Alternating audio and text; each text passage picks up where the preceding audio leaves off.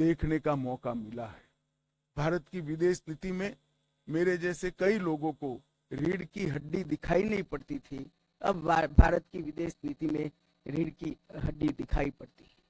10 साल में देश के 60 करोड़ गरीबों एक ही 10 साल में घर, शौचालय, गैस, पीने का पानी, बिजली, 5 किलो मुफ्त अनाज और 5 लाख तक की स्वास्थ्य की सुविधाएं देने का काम नरेंद्र मोदी जी ने किया है।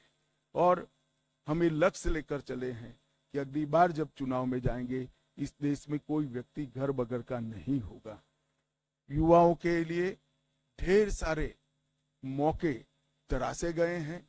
आज भारत का युवा भारत के नए प्लेटफॉर्म पर खड़ा होकर विश्व के युवा के साथ दो दो हाथ करने के लिए सुसज्ज है। हमारे किसान के लिए भी ढेर सारी योजनाएं इसके मूल विकास को और उसके संपन्नता को ध्यान में रखकर लाए गए हैं, जिसके देश के अनाज के भंडार भी भरे रहेंगे। आत्मनिर्भर होकर हम एक्सपोर्ट की स्थिति में आएंगे और किसान की माली हालत भी सुधरेगी।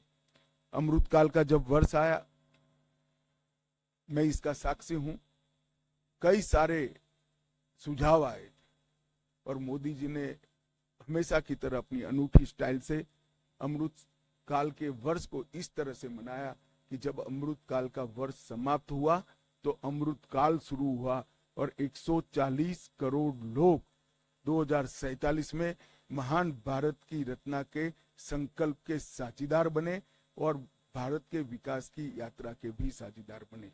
एक प्रकार से 140 करोड़ की जनता को इतने महान लक्ष्य के साथ जोड़ना ये बहुत बड़े विश्वसनीयता का प्रमाण है जो मोदी जी में देश की जनता देखती है। तीसरे मैंडेट के बाद 100 दिन समाप्त हो रहे हैं। 100 दिन में लगभग 15 लाख करोड़ रुपए की परियोजनाओं को चालू किया गया है। 100 दिन को मैंने 14 स्तंभों में बांटा है। मैं एक एक कर सबके लिए कुछ न कुछ कहना चाहूंगा। इंफ्रास्ट्रक्चर का जहां तक सवाल है, 100 दिन में 3 लाख करोड़ की परियोजनाएं हमने घोषित भी की है, इम्प्लीमेंटेशन भी शुरू हुआ है। महाराष्ट्र के वधवान में 76,000 करोड़ की लागत से मेगा पोर्ट बनेगा, जो पहले दिन से ही विश्व के 10 प्रमुख बंदरगाहों में शामिल होगा।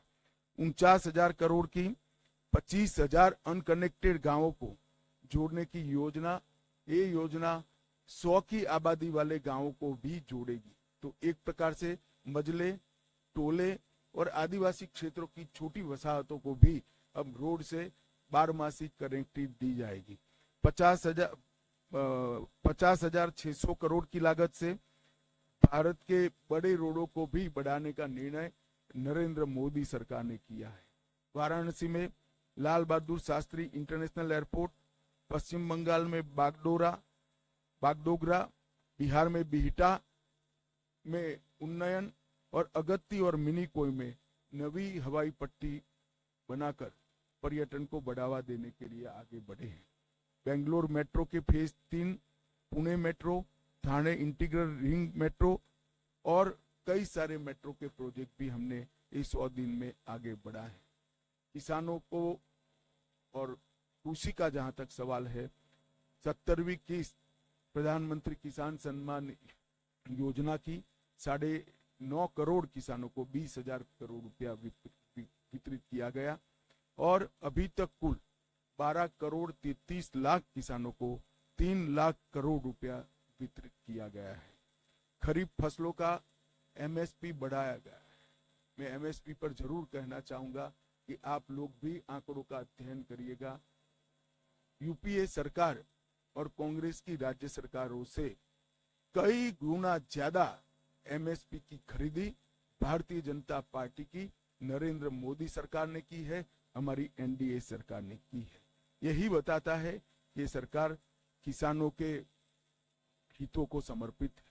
मक्के से इथेनॉल के उत्पादन के लिए सहकारी चीनी मिलों के इथेनॉल उत्पादक इकाइयों का मल्टीफीड इथेनॉल इकाइयों में रूपांतरण किया गया है। अब वो न केवल गन्ने के रस से, मक्के से भी इथेनॉल उत्पादन कर पाएंगे। तो जिस वक्त देश में चीनी की जरूरत होगी तब गन्ने का रस का उपयोग नहीं होगा, मक्के का उपयोग होगा, और चीनी ज्यादा होगी तब चीनी के रस से इथेनॉल बनेगा। हमने प्याज और बासमती चावल की न्यूनतम निर्यात मूल्य एमईपी को हटा दिया गया है। प्याज पर निर्यात शुल्क 40% से 20% करा है, और एग्रीश्योर नाम का एक नया फंड लॉन्च करने का भी हमने काम किया है। मध्यम वर्ग को भी इस 100 दिनों में कई सारी राहत दी गई है। टैक्स राहत, 7 लाख तक की आय पर अब कोई टैक्स नहीं लगेगा। 1 रैंक 1 पेंशन का तीसरा संस्करण लागू कर दिया गया है, और 3 करोड़ घर प्रधानमंत्री आवास योजना के तहत स्वीकृत किए गए हैं। शहरी योजना के तहत 1 करोड़ घर और ग्रामीण इलाकों में 2 करोड़ घर। प्रधानमंत्री सूर्यघर मुफ्त बिजली योजना एक प्रकार से 2024 के बीच 2.5 लाख से ज्यादा घरों में सौर ऊर्जा का सिस्टम अब तक लग चुका है। एक अनूठी योजना है जिससे मध्यम वर्ग के परिवारों का बिजली का बिल तो मुफ्त हो ही जाता है, साथ में सौर ऊर्जा के हमारे लक्ष्य की पूर्ति के लिए भी वो कंट्रीब्यूट करते हैं। पीएम ई बस सेवा एनवायरमेंट फ्रेंडली सिस्टम तैयार करने के लिए लगभग 3400 करोड़ की सहायता से हमने पीएम ई बस सेवाओं की स्वीकृति दी है, और स्टार्टअप को वित्तीय राहत और इनोवेशन को बढ़ावा देने के लिए स्टार्टअप पर 31% का बोझ डालने वाले एंजल टैक्स को समाप्त करने का भी निर्णय भारतीय जनता पार्टी की सरकार ने लिया है। National industrial corridor development programme के तहत 12 इंडस्ट्रियल जोन बनाए जाएंगे। जो 12 इंडस्ट्रियल जोन बनाए जाएंगे वो कहीं न कहीं बड़े नेशनल हाईवे से लिंक होंगे, इसके आसपास होंगे।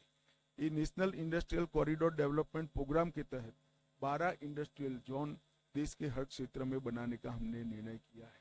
सबसे महत्वपूर्ण निर्णय मध्यम वर्ग के लिए मुद्रा ऋण की सीमा 10 लाख से बढ़ाकर 20 लाख कर दी गई है।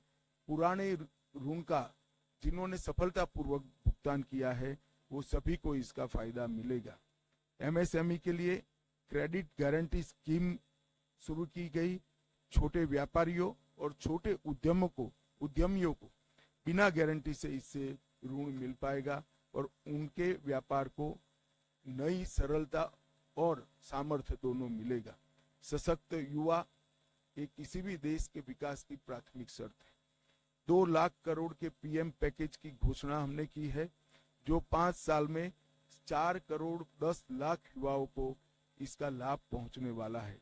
1 करोड़ युवाओं को टॉप कंपनी में इंटर्नशिप के अवसर, अलाउंस और एक मुफ्त सहायता राशि देने का भी निर्णय हमारी सरकार ने किया है। केंद्र सरकार ने भी लगभग कई हजार नियुक्तियों की घोषणा की है। कैपिटल एक्सपेंडिचर को बढ़ाकर 11,11,000 करोड़ तक पहुंचाना ये अपने आप में एक मील का पत्थर है। इससे कई युवाओं को रोजगारी के नए अवसर पैदा होंगे और हमारा इंफ्रास्ट्रक्चर भी मजबूत होगा। पीएलआई स्कीम और 12 इंडस्ट्रियल जोन के विकास से भी तजज्ञ युवाओं की नौकरियों का सृजन होगा। स्टार्टअप और एमएसएमई के लिए जो वित्तीय प्रोत्साहन हमने दिया है वो भी युवाओं के लिए कारगर साबित होने वाला है। दीनदयाल अंत्योदय योजना के तहत 10 करोड़ से अधिक महिलाओं को संगठित कर 90 लाख से अधिक स्वयं सहायता जूथ बनाए गए हैं और लखपति दीदी योजना के तहत 11 लाख नई लखपति दीदियों को ये 100 दिन में प्रमाण पत्र दिया गया है।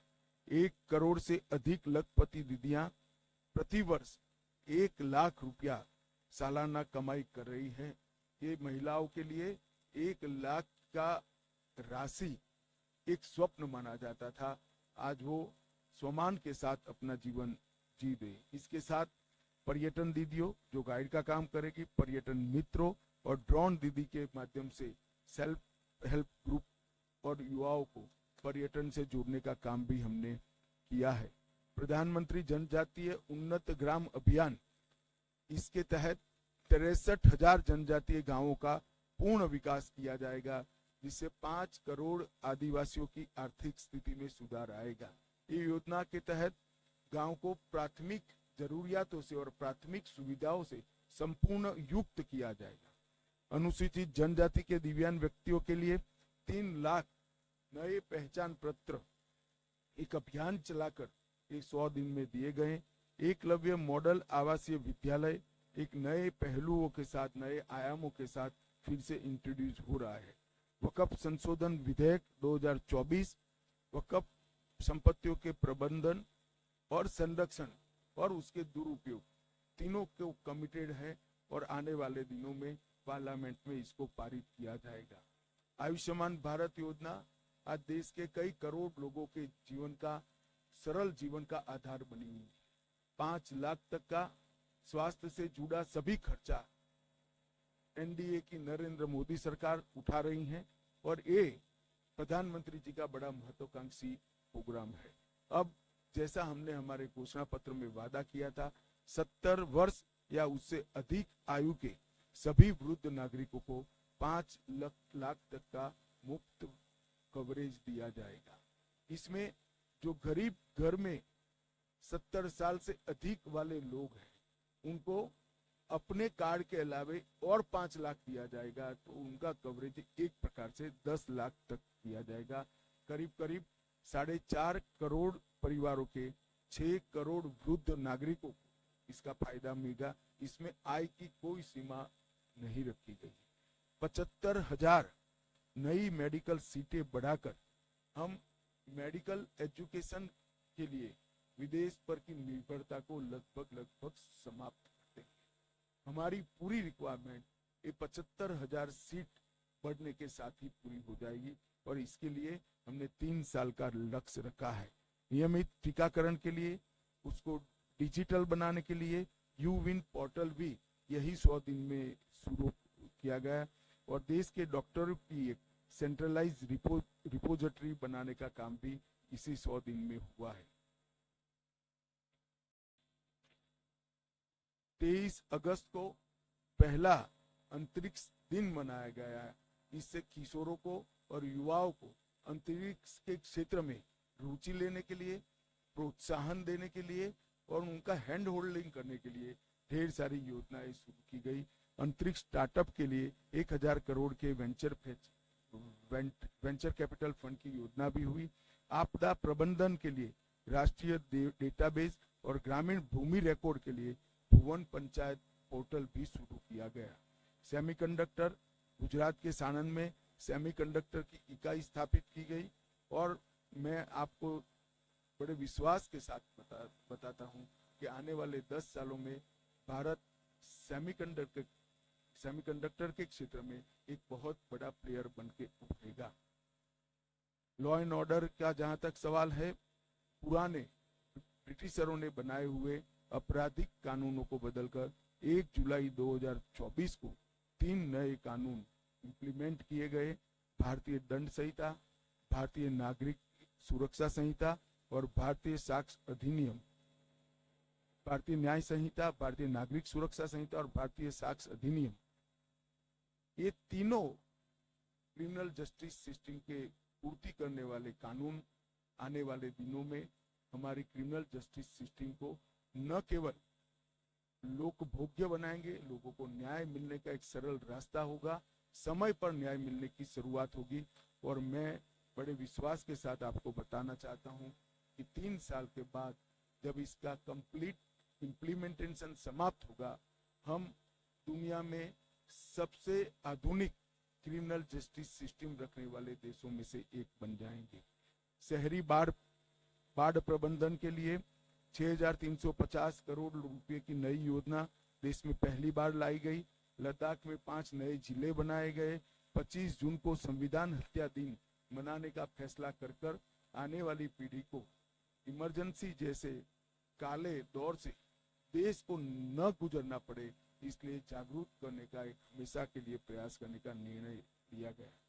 पूर्वोत्तर में हाइड्रो इलेक्ट्रिक परियोजनाओं की मंजूरी दी गई लगभग 4100 करोड़ रुपया के साथ, और राष्ट्रीय ग्रीन हाइड्रोजन मिशन को सेकंड ट्रेज को भी शुरू कर दिया गया। मित्रों, पीएम मोदी जी का युद्ध के बीच में रूस और यूक्रेन की महत्वपूर्ण यात्राओं पूरी दुनिया आस के साथ नजर गड़ाकर बैठी है। पहली बार भारत में यूनेस्को की विश्व धरोहर समिति की बैठक हुई। आने वाले दिनों में इससे हमारी कई धरोहरों को वापस लाने में हमें बहुत बड़ा फायदा होने वाला है। आपदा प्रबंधन अधिनियम, इसको 2024 में लोकसभा में पेश किया गया है, और मैं मानता हूं कि अर्बन फ्लड मैनेजमेंट, अग्निशमन सेवाएं, ग्लेशियर झील विस्फोट, फ्लड और अन्य डिजास्टर के मिटिगेशन के हेतु ये जो आपदा प्रबंधन अधिनियम आया है वो सब जरूरियातों को आज के दिन की पूरा करेगा, और इसके लिए 12,554 करोड़ की योजना भी इस सब विशिष्ट आपदाओं के लिए निश्चित किए गए हैं। 4 सितंबर को 35 सालों के संघर्ष के बाद त्रिपुरा में एनएलएफटी और एटीटीएफ के साथ शांति समझौता किया गया। मानस हेल्पलाइन नारकोटिक्स की रोकथाम के लिए और सूचनाओं के लिए शुरू की गई। अगले 5 साल में 5000 साइबर कमांडो तैयार किए जाएंगे, और साइबर अपराध के लिए सस्पेक्ट रजिस्ट्री भी तैयार की जाएगी। पिछले 100 दिन में इतना सारा जो काम उसको अंजाम देने में सफलता मिली है, उसका कारण है जब हम चुनाव में गए, राजनीतिक पार्टियां और चुने हुए प्रतिनिधि तो चुनाव में गए थे, परंतु मोदी जी ने चुनाव के 6 महीने पहले ही ब्यूरोक्रेसी को एक काम दिया था कि पाइपलाइन में जितनी भी चीजें पड़ी है, जो भी नई सरकार आएगी उसके लिए समाप्त कर रखे, जिससे देश के विकास के गति में बाधा न उत्पन्न हो। इसी का परिणाम है कि ये लगभग लाखों करोड़ों के काम 100 दिन के अंदर ही हम कैबिनेट तक की पूरी प्रोसीजर और कई जगह तो टेंडरिंग भी समाप्त कर चुके हैं।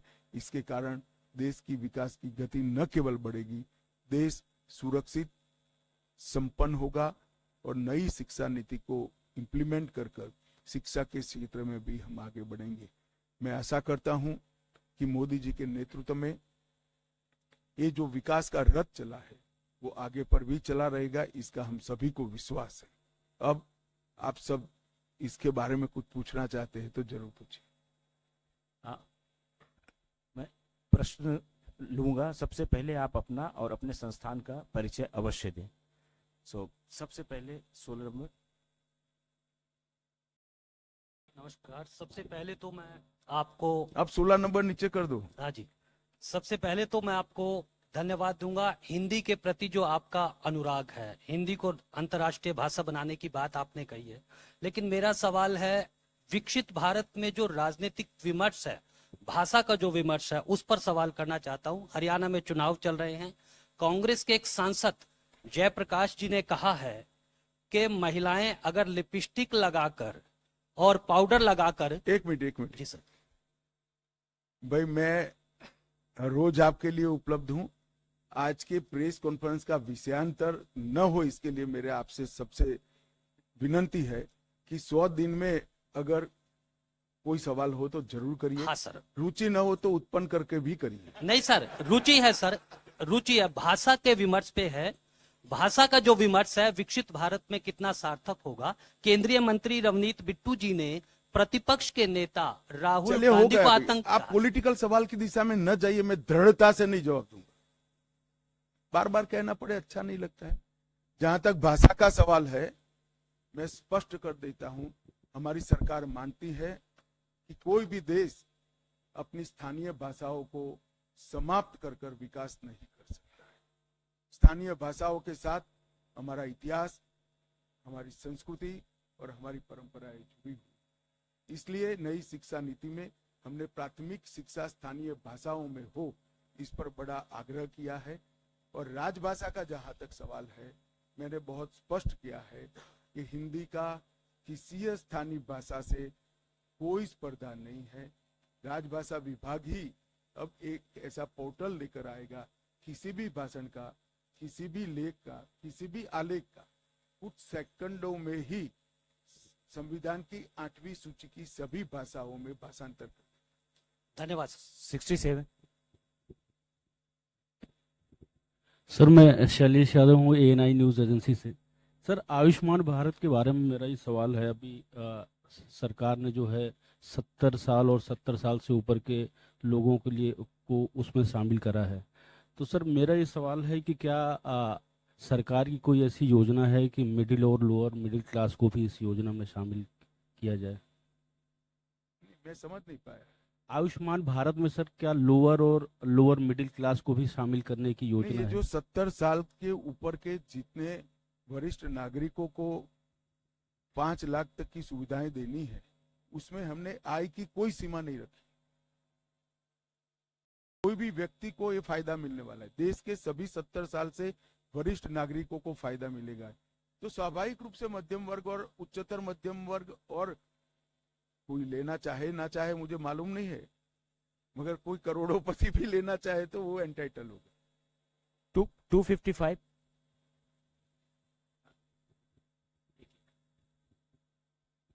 सर मैं अमित हूँ टाइम्स नंबर से। सर एक सवाल है, 100 दिन के जो अचीवमेंट्स की बात हो रही है उसमें तमाम चीजें हैं, लेकिन विपक्ष ये कह रहा है कि जो रेलवे है, रेलवे में जिस तरह से हादसे हो रहे हैं, जिस तरह से चीजें हो रही है, और कई लोग उसको देख के कह रहे हैं कि ये सरकार में रेल हादसे हो रहे थे, लेकिन जो देखा गया है किस तरह से सामने हुई, तो क्या आपको लगता है कि उसमें सैबोटेज वाली भी चीज हो रही है या कोई साजिश है उसमें जानबूझकर सरकार को बदनाम करने की कोशिश रेल हादसे के जरिए? जवाब आपने ही दे दिया अमित, मैं क्या बताऊं, बताइए। मित्रों, रेलवे का जिस तरह से एक्सपांशन हो रहा है, ये एक्सपांशन देश की जनता फील कर रही है। और जहां तक हादसों का सवाल है, हम इसकी तय तक जाकर इसकी जांच करेंगे। कारण जो भी है, इसका निवारण करने के लिए सरकार कटिबद्ध है। आपके सवाल से अलावे भी मेरी विगत 2 दिन में अश्विनी जी से लंबी बात हुई। उन्होंने एक पूरा रोड मैप तैयार कराया है। हादसे अगर षड्यंत्र है तो वो भी लंबा नहीं चलेगा, और जहां जहां कोई और चीज की जरूरत है, गैप्स है, इसको भी भर दिए जाए। 107। 107। सर मैं कृष्ण मोहन शर्मा, भारत एक्सप्रेस से। अभी रेलवे से ही सवाल था। लोगों के मन में एक चिंता है कि जिस तरीके से ट्रेन की पटरियां तोड़ने की कोशिश की जा रही है, तो एक लार्जर पैमाने पे देश को साबोटाज, क्या मतलब बहुत बड़े पैमाने पे हत्या करने की कोशिश की जा रही है। और सबसे ज्यादा जो दिक्कत ये है, मैं बहुत छोटा सा लूंगा कि सर इस पे पूरा सिस्टम, मतलब विपक्ष पूरी तरीके से मौन है कि इसकी आलोचना क्यों नहीं करता, क्यों चाहता है कि देश जो है एक तरीके से गड्ढे में चला जाए? विपक्ष करे न करे, हम बहुत सजग है। 1,10,000 किलोमीटर की रेल पटरी का नेटवर्क है। CBI, NIA, रेल पुलिस और गृह मंत्रालय चारों बड़ी शिद्दत के साथ इसके प्रोटेक्शन की हम स्कीम भी बना रहे हैं, और आगे पर कोई सैबोटेज की घटना न हो, इस पर क्रियान्वयन कर रहे हैं। अभी अभी ये इस प्रकार की वृत्ति नजर में आई है। हम इस पर कठोरता से संज्ञान भी लिया है और एक योजना लेकर भी आ रहे हैं। 93। सर नमस्ते, मैं अखिलेश शर्मा, NDTV से। 3 आपराधिक कानूनों में बदलाव किया गया है। जो अंग्रेजों के जमाने से चले आ रहे कानून थे उनको बदल दिया गया। आमूलचूल परिवर्तन का ये एक प्रयास है, लेकिन अदालतों में लाखों करोड़ों केसेस लंबित हैं, लंबे समय से लंबित हैं। तो इनका जमीन पर कब तक असर देखने को आएगा? आम आदमी को न्याय कब तक मिल पाएगा? देखिए, समस्या 7 अर्थ में आपने जो उठाई बड़ी गंभीर है, परंतु आप तीनों कानूनों का अध्ययन करेंगे तो हमने तीनों स्तर पर, जुडिशरी के स्तर पर, प्रोसिक्यूशन के स्तर पर और इन्वेस्टिगेशन के स्तर पर 73 जगह पर समय मर्यादाओं को कर्टेल करने के लिए नए कानूनी प्रावधान लाए। हमने इन्वेस्टिगेशन को साइंटिफिक करने के लिए FSL को कंपलसरी किया है, जिससे कोई और ज्यादा साक्ष्य की जरूरत न पड़े, साइंटिफिक एविडेंस के आधार पर ही किसी को सजा दिलाई जा सके। मैं विश्वास करता हूं कि 3 साल के बाद, आने वाले 3 साल के बाद जो भी एफआईआर रजिस्टर होगी, इसका 1 साल में सुप्रीम कोर्ट तक केस का फाइनलाइजेशन। 272 देख रहे हैं, एक आपको अवसर मिलेगा। नहीं, आपको कहा 272। हाँ, मैं सर माइक का वेट कर। सर मैं विजेता सिंह हूँ द हिंदू से। सर आप जब पिछली बार मणिपुर गए थे पिछले साल, तो आपने कहा था 15 दिन में वापस जाएंगे, और आपके आने के बाद वेव्स में वायलेंस हो रहे हैं वहाँ पे। अभी रिसेंटली भी हुए 11 लोग की हत्या हुई है।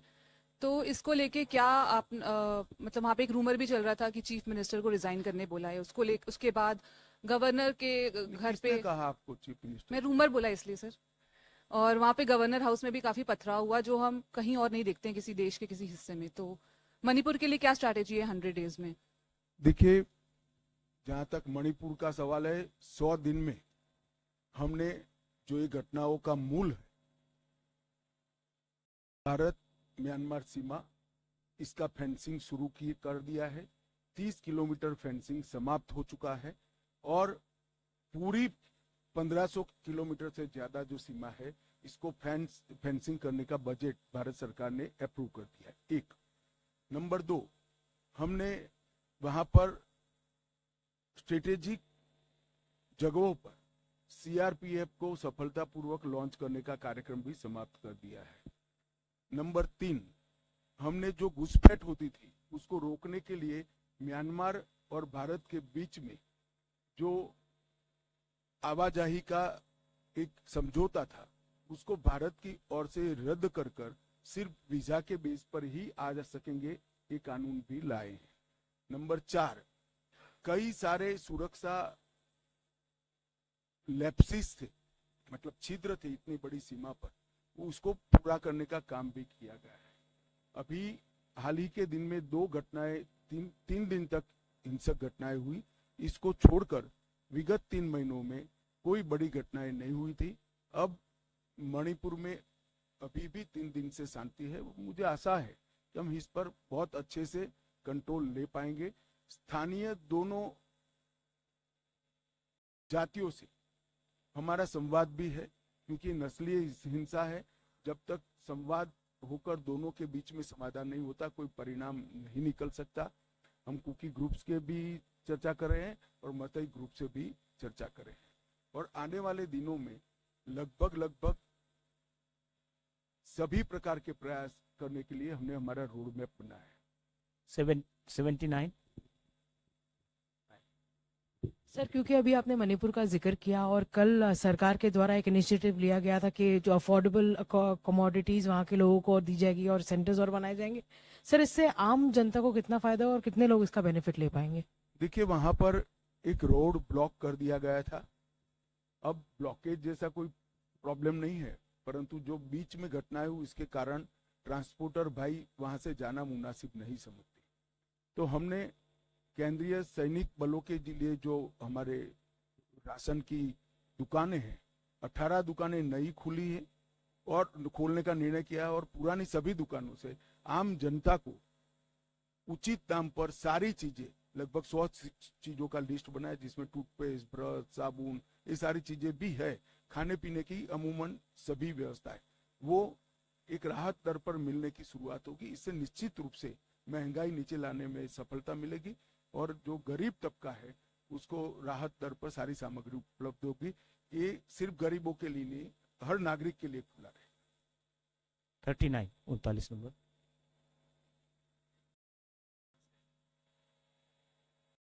नीलू रंजन, दैनिक जागरण से।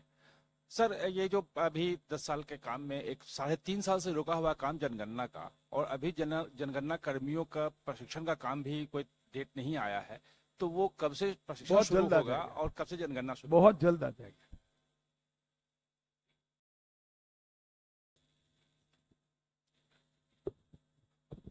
मंत्री जी नमस्कार, मैं प्रदीप कुमार बोल रहा हूँ, फाइनेंशियल जर्नलिस्ट। ये क्या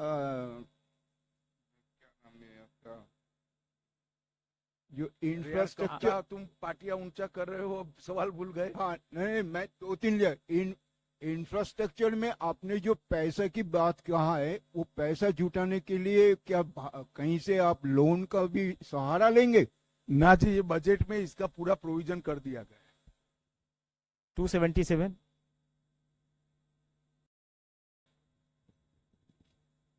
सर मैं सौरभ हूँ एएनआई से। सर से इनका जो भी कास्ट सेंसस का सर का सवाल था, इसी से कंटिन्यू है। सर कास्ट सेंसस को लेकर सर कुछ है क्या सर इसमें, क्योंकि ऑपोजिशन काफी चीजों देखिए, को जब भी सेंसस के लिए घोषणा करेंगे, ये सभी चीजों को सार्वजनिक करेंगे। 17 17 पीछे, 17 पीछे। सर मैं रविकांत राय हूं, टाइम्स नाउ नवभारत से। सर पिछले कुछ दिनों से देखा गया है कि कुछ मुस्लिम संगठन जो है मस्जिद के बाहर एक क्यूआर कोड को चिपका रहे हैं। वो कह रहे हैं कि इसको ज़्यादा से ज़्यादा स्कैन करो ताकि सरकार के ऊपर दबाव बने, जो वक्फ अमेंडमेंट बिल आप लोग लेकर आने वाले हैं जो जेपीसी के पास है वो ना आ सके। चलिए, इसमें मैं कोई टिप्पणी नहीं करना चाहता, कर भी नहीं सकता। संसद की समिति इस पर काम देख रही है। कुछ लोगों ने संसद की समिति के में भी इसको उजागर किया है, कंप्लेंट्स की है, ऐसी मेरे पास जानकारी है। परंतु ये तो संसदीय समिति को देखना है कि एक सिर कैसे करना, जेन्युइन पक्ष या विपक्ष की शिकायतें हैं, इसको कैसे सुनना, और जो इस तरह के मास प्रोग्राम है, इसको कैसे डील करना, वो संसदीय समिति ही बहुत सक्षम। 78। सर मैं आमोद हूँ TV9 से।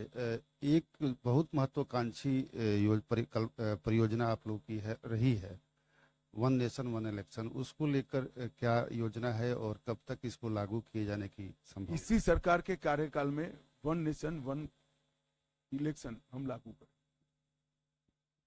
95।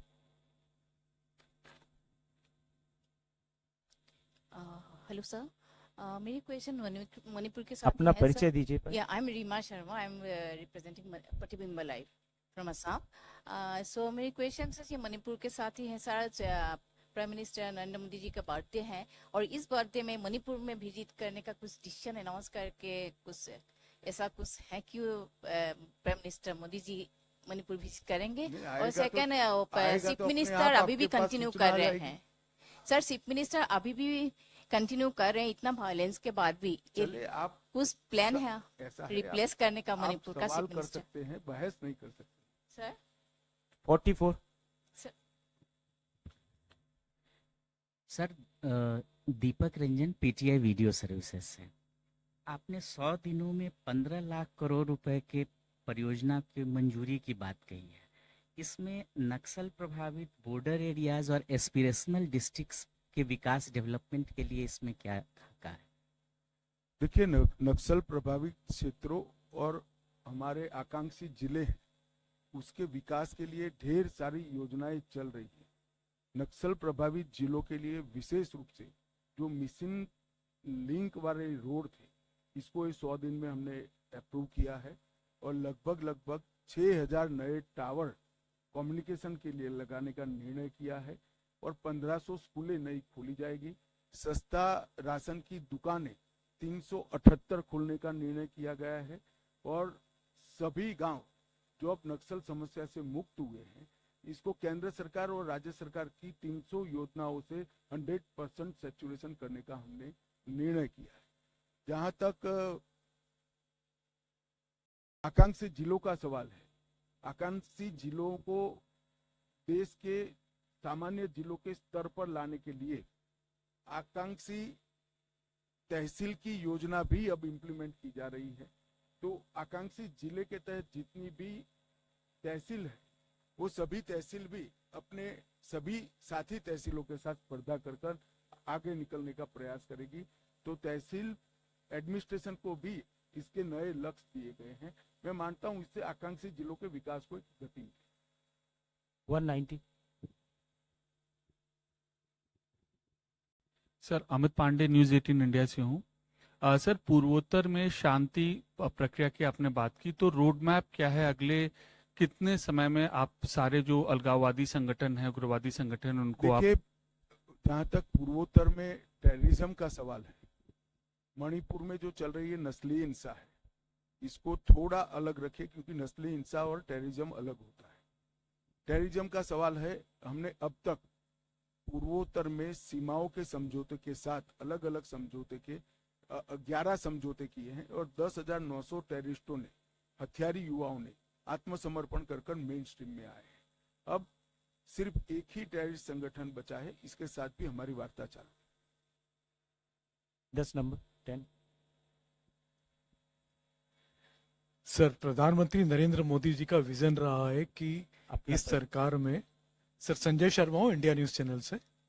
प्रधानमंत्री नरेंद्र मोदी जी का विजन रहा है कि किसी भी तरीके से रोजगार बढ़ना चाहिए, रोजगार पर प्रधानमंत्री जी का फोकस रहा है। तो ये जो 100 दिन की जितने भी आपने भी जिक्र किए इंफ्रास्ट्रक्चर प्रोजेक्ट से लेकर सारी चीजें, आपको कितना विश्वास है कि इनसे रोजगार बढ़ेगा और कितना बढ़ेगा? सिर्फ इंफ्रास्ट्रक्चर के प्रोजेक्ट नहीं, मैं मानता हूँ लखपति दीदी भी एक प्रकार से ग्रामीण क्षेत्र की गरीब महिलाओं के लिए रोजगार का एवेन्यू खोलेगी। हम 4.5 करोड़ युवाओं को कौशल की दृष्टि से उन्नयन कर अप्रेंटिस की स्कीम लाए, इनसे भी रोजगार बढ़ेगा। और इंफ्रास्ट्रक्चर, इंडस्ट्रियल पार्क, ये सबसे भी रोजगार का सृजन होगा। तो हर नई पहल जो होती है वो ऑटोमेटिकली स्वाभाविक रूप से रोजगार का सृजन। मुझे लगता है अब सवाल आपके समाप्त हुए हैं। जितना कहा है उतना छापोगे तो भी एक दिन तो निकल ही जाएगा। बहुत बहुत धन्यवाद।